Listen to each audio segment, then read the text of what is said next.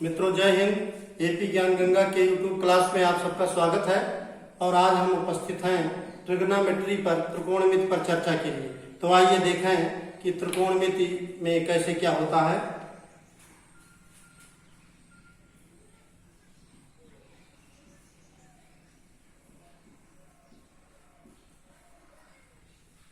सबसे पहले हम त्रिकोणमिति का अर्थ जानेंगे। तो जैसा कि इसमें स्पष्ट है, त्रिकोण माने तीन कोण और मिति माने मापना। तीन कोणों से संबंधित माप को हम त्रिकोणमिति कहते हैं। तो आइए त्रिकोणमिति के अंतर्गत देखें। जैसे त्रिकोण कहाँ होता है, तीन कोण कहाँ होता है। त्रिभुज में, ट्रायंगल में तीन कोण होते हैं। तो तीनों कोणों पर चर्चा की जाए। जैसे मान लीजिए कोई ये त्रिभुज है, ये कोई त्रिभुज है और इसमें कोई कोण ए है, कोई कोण बी है और कोई कोण सी है। त्रिभुज के तीनों कोणों का योगफल होता है 180 अंश। यानी ये ऊपर का कोण ये और ये कोण बी और ये वाला कोण सी, तीनों मिलकर के 180 अंश होते हैं। लेकिन यहाँ जो हम लोग चर्चा करेंगे त्रिकोणमिति की, उसमें चर्चा होगी समकोण त्रिभुज की। समकोण त्रिभुज की चर्चा हम लोग करेंगे। तो समकोण त्रिभुज क्या होता है? समकोण होता है 90 अंश का। अगर किसी त्रिभुज में कोई एक कोण 90 अंश का हो जाए तो हम कहेंगे कि वह समकोण त्रिभुज है। तो ये जो आपके सामने चित्र बना हुआ है ABC, इसमें मान लीजिए कि कोण B समकोण है। अब किसी भी त्रिभुज में तीनों कोण 90 नहीं हो सकते, क्योंकि तीनों यदि 90 हो जाएंगे तो 90, 90 और यह 90 मिलकर के 270 अंश हो जाएगा, जो कि असंभव है। त्रिभुज के तीनों कोणों को मिला करके, यानी कोण ए प्लस कोण बी प्लस कोण सी, तीनों मिला करके होंगे 180 अंश। तो ये कोण 90 हो गया, बाकी ये दोनों कोण मिलकर के होंगे 90। यानी हर एक कोण 90 से कुछ कम होगा। तो 90 से कम के कोण को कहते हैं न्यून कोण। तो कोण ये न्यून कोण है, कोण सी न्यून कोण है और कोण बी 90 अंश है, यानी ये समकोण है।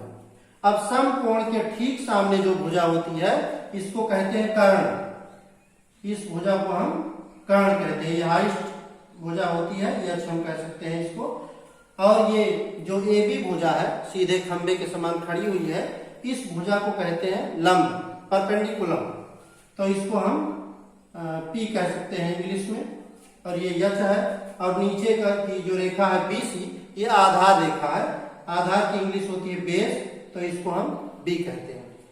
अब ये तो इंग्लिश में है। अब यहाँ एक दूसरा चित्र देखिए। ये मान लीजिए आपका समकोण त्रिभुज है और ये भुजा लंब है, सीधा लिखे देते हैं। आधार ये लिखे देते हैं, कर्ण को K लिखे देते हैं और इसका नाम ABC। कोण B 90 अंश है, कोण ए और C क्या है? ये न्यून कोण है। तो जब किसी त्रिभुज का कोई एक कोण 90 अंश हो, इसे समकोण त्रिभुज कहते हैं। और समकोण त्रिभुज में त्रिकोणमिति में हम तीनों कोणों से संबंधित नाप करेंगे। तो त्रिकोणमिति का उपयोग क्या है कि जिस जगह पर मान लीजिए ये कोई खंभा है और हम इस खंभे पर ऊपर जाकर के या इसके आधार में जाकर के इसकी नाप नहीं ले सकते, तो ऐसी स्थिति में अगर हमें कुछ दूरी पर स्थित किसी बिंदु से इसके शिखर का कोण पता हो जाए, मान लो ये कोण थीटा है, तो हम क्या करेंगे कि इस खंभे की लंबाई या इस जो है रेखा की लंबाई हम निकाल सकते हैं। तो त्रिकोणमिति में ये उपयोग है कि जिस जगह पर हम नहीं पहुंच सकते, वहां से कुछ दूरी पर अगर कोई कोण पता हो, तो हम उस चीज की ऊंचाई या आधार से उस बिंदु की दूरी निकाल सकते हैं। तो आइए अब त्रिकोणमिति में हम ये अध्ययन करें कि इससे संबंधित और आगे की चीजें क्या क्या है।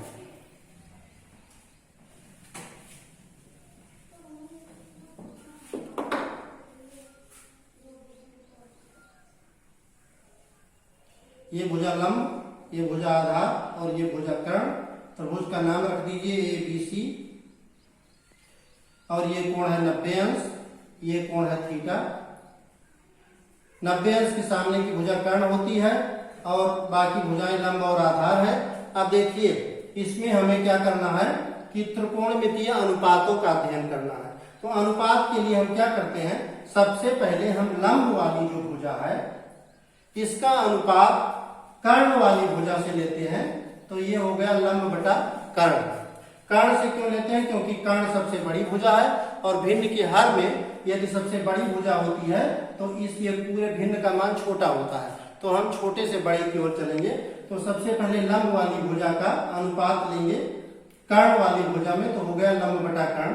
अब अगर हम आधार वाली भुजा का अनुपात कर्ण से लेंगे तो ये हो गया आधार बटा कर्ण। उसके बाद यदि हम लंब वाली भुजा का आधार में अनुपात लेते हैं तो हो गया लंब बटा आधार। अब क्या है कि कुछ गणितज्ञों ने, विद्वानों ने क्या किया कि लंब बटे कर्ण के अनुपात का नाम रख दिया साइन थीटा और दूसरे आधार बटे कर्ण का नाम रख दिया कास थीटा। तो साइन थीटा बराबर हो गया लंब बटा कर्ण, कास थीटा बराबर हो गया आधार बटा कर्ण और तीसरे का नाम रख दिया टैन थीटा। टैन थीटा बराबर लंब बटा आधार। ये तीन अनुपात हो गए, साइन थीटा, कॉस थीटा और टैन थीटा। थीटा का मतलब ये जो न्यून कोण है इससे मतलब है, ये भी कोण थीटा हो सकता है ये भी, लेकिन ये जो बी है ये 90 अंश होता है। तो साइन, कॉस और टैन। अब क्या है कि इसको याद करने के लिए आपको क्या करना है, एक ट्रिक है लाल बटा कक्का। एक ट्रिक है लाल बटा कक्का।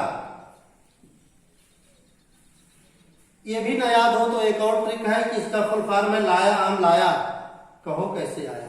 लाया आम लाया कहो कैसे आया ट्रिक से हम लाल बटा कक्का लिख लेंगे। और क्या है, पहला सूत्र है यल बटा के माने लंब बटा कर्ण, तो यहाँ हम लिख देंगे साइन थीटा। फिर क्या करेंगे, दूसरा जो सूत्र है आधार बटा कर्ण, यहाँ लिख देंगे कास थीटा और तीसरा जो है इस पर लिख देंगे टैन थीटा। अब हमारा ये तीनों सूत्र निकल आया। लंब बटा कर्ण ये साइन थीटा है, ये पहला सूत्र हमारा निकल आया। दूसरे में ए अपान के है कॉस थीटा, ये हमारा दूसरा सूत्र निकल आया। और तीसरे नंबर पर टैन थीटा है लंब बटा आधार, ये हमारा अगला सूत्र निकल आया।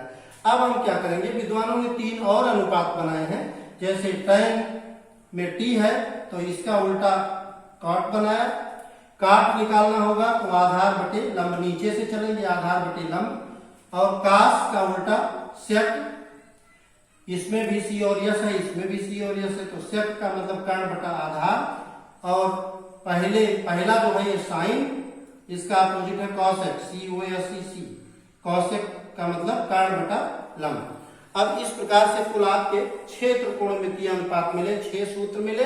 लेकिन एक चीज आपको अभी और बताए हैं कि अगर आप इसको इंग्लिश में लेते हैं, यानी यल को आप कहते हैं परपेंडिकुलम पी और आधार को आप कहते हैं बेस और तीसरा है आपका कर्ण। तो इंग्लिश में अगर आप लेते कर्ण को यच कहते हैं तो ये आपका हो गया पी अपान यच। दूसरा आधार बेस है तो बी अपान यच और तीसरा आपका हो गया पी अपान बी। इस ट्रिक से भी आप याद कर सकते हैं। इसका मतलब पाकिस्तान भूखों पड़ा, पाकिस्तान भूखों पड़ा, हिंदुस्तान हरा भरा। इस सूत्र से भी आप याद कर सकते हैं, पाकिस्तान भूखों पड़ा और हिंदुस्तान हरा भरा।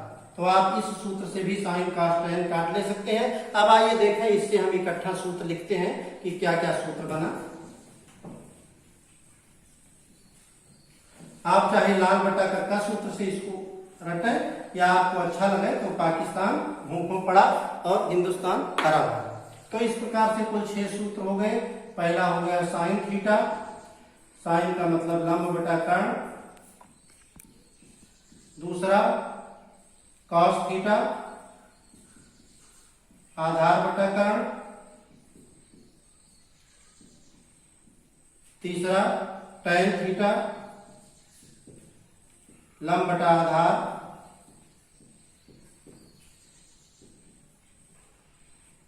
और 3 इसके अपोजिट हैं, कॉट थीटा। टैन का अपोजिट है यानी आधार ऊपर हो जाएगा, आधार बटा लंब। सेक थीटा, कर्ण बटा आधार। और काट थीटा, काट से कोसेक, सी ओ एस ई सी, कोसेक थीटा। कर्ण बटा लंब। इस प्रकार से हमारे 6 त्रिकोणमितीय अनुपात है। त्रिकोणमिति का अध्ययन करने के लिए यहीं से कोई सिलेबस प्रारंभ होता है। 6 त्रिकोणमितीय अनुपात है। यदि आपसे पूछा जाए त्रिकोणमितीय अनुपात कितने हैं तो 6 त्रिकोणमितीय अनुपात है। कौन कौन? Sign, cos, tan, cot, sec, cosec. इनको दो दो के सेट में याद कर सकते हैं। Sine cos, tan cot, sec cosec. Sine cos, tan cot, sec cosec. अब यहाँ हम देखते हैं कि जो साइन का सूत्र है उसका अपोजिट कॉसेक का सूत्र है। तो हम इसको कह सकते हैं